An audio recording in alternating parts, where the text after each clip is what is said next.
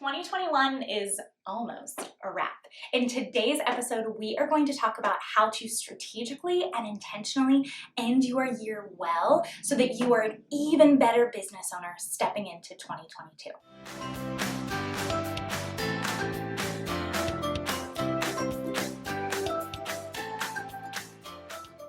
Welcome back to my channel. I'm a biz coach and integrator for creatives, helping you make dreams and dailies happen.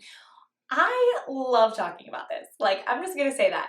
Doing an end of year review is one of my favorite things about December outside of watching Hallmark Channel Christmas movies on repeat. Okay, anyone else? Doing an end of year biz review is really introspective. It can be hard. It's heart work that can be hard. But when you do an end of year biz review, you're able to adequately assess what worked and what didn't. And you're able to kind of take an outside perspective on your business because you're seeing data, you're seeing things in black and white, and also evaluating the feelings and emotions. So when you're doing an end of year biz review, you're going to assess two things: facts and feelings. Facts and feelings are very different, but they are both important. Facts are the black and white data. They tell you exactly like it is. What was your revenue? How many clients did you work with? What is your email list size? That is just telling you exactly what's happening. Feelings are how you're doing. As a CEO, especially as a CEO in the creative small business owner space, there's a lot of feelings.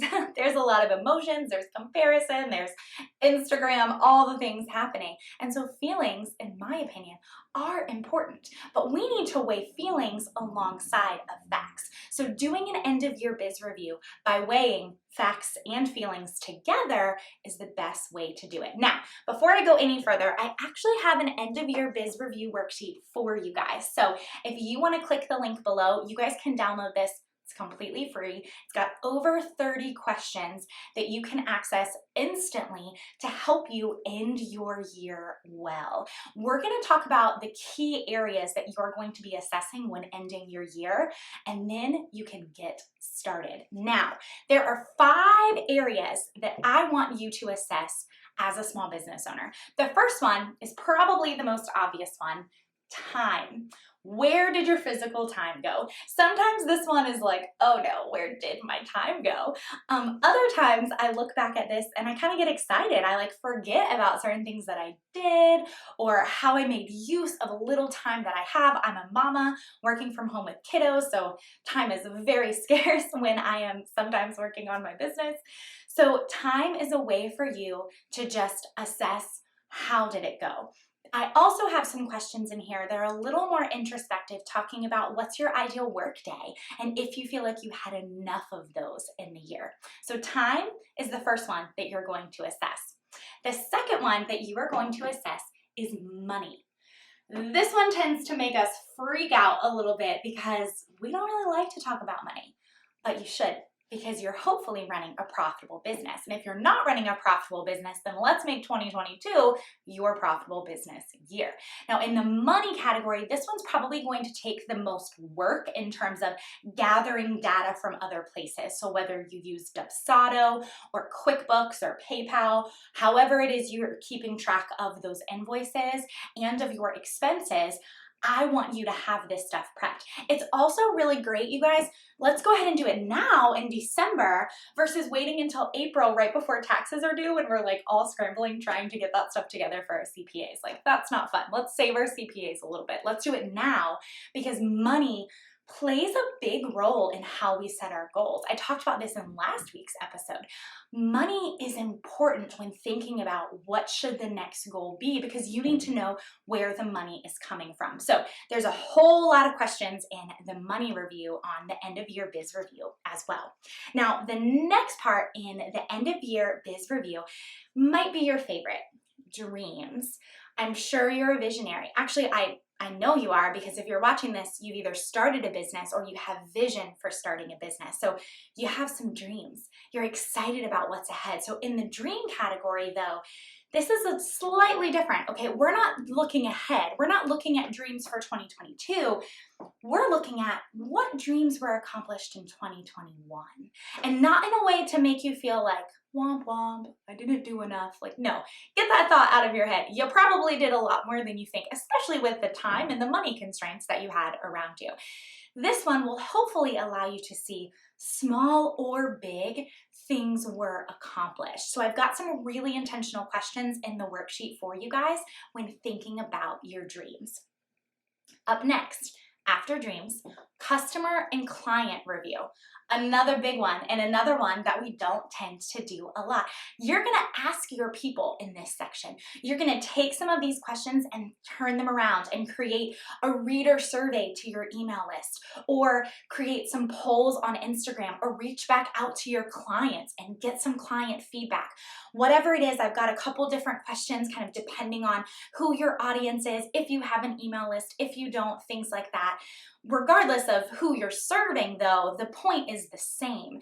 You need to just survey your people. You need to know, are they happy? What else do they want from you? How are they feeling about the service that they are receiving from you, or the products that they're purchasing from you? We need to ask. Constructive feedback is helpful. I also ask you some questions about your ideal client. And not questions like, does she like leopard? But questions like, did you work with enough of your ideal clients this year? Or did you work with somebody who you should have said no to? So another really good one for you to work through. And then the last section of the end of year biz review, I call it the CEO review, because it kind of encompasses a variety of things in our business. If you have a team, I have some questions in there about your team and team relationship and team building. I also have some questions about marketing. What you feel like worked, what you feel like didn't work, what are some new initiatives you'd like to think about in the new year, and thinking about marketing from a facts and feelings perspective, remember? Because it's easy for us to get on Instagram and feel like we're not doing enough marketing-wise. But let's also look at the facts. Where are your people coming from? Where is your list size coming from? Like, let's look at the data and weigh the data with the feelings too. So lots of good questions here in this end of year biz review. And you guys, assessing these 5 areas, I can't stress it enough. If you take the time right now to assess these areas, you will absolutely be more strategic in stepping into 2022. And maybe you're watching this and it's already January, do it now. It's not too late. Do it now. Tweak your 2022 goals based on what this end of year biz review says, and then keep charging forward into the new year. You will be better and you will be stronger because of it. Now, my last thing that I wanted to tell you guys about is when to do this or how to do this. Now, there are a couple of different things you can do when it comes to an end of year biz review. I have some clients that block off a full day and they just know, like, this is my 8 hours to go to a coffee shop, go to a fun location, and work through the end of year biz review. I love that. I personally do it in 2 half days. So I spend about 4 hours initially carving through all of the questions, just kind of brain dumping, getting some thoughts on paper.